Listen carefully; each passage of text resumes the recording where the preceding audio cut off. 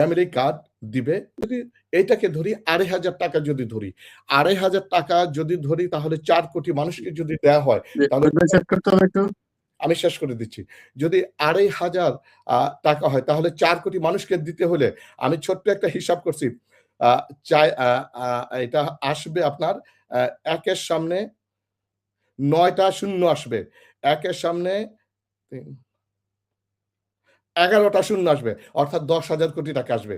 এই টাকা ১০,০০০ কোটি টাকা এবং জাতীয় বাজেটের এটা ২৫০% হবে। এখন জাতীয় বাজেট দিয়ে আপনি শিক্ষা চালাবেন কিভাবে? অর্থনীতি চালাবেন কিভাবে? সামরিক চালাবেন কিভাবে? স্বাস্থ্যখাত চালাবেন কিভাবে? এটা একটা অ্যাবসার্ড কথাবার্তা। এইটা হচ্ছে এই কথাটা মোটেই না। বরং নির্বাচনে যদি চাঁদাবাজ, ভূমিখোর, দস্যু, এই যে মাদক ব্যবসায়ী এদেরকে যদি নির্বাচিত করেন আমাদের অবস্থা এমনটাই হবে। সুতরাং যে আপনাকেই সিদ্ধান্ত নিতে হবে আপনি আসলে আগামীতে পার্লামেন্টে কাদেরকে পাঠাবেন।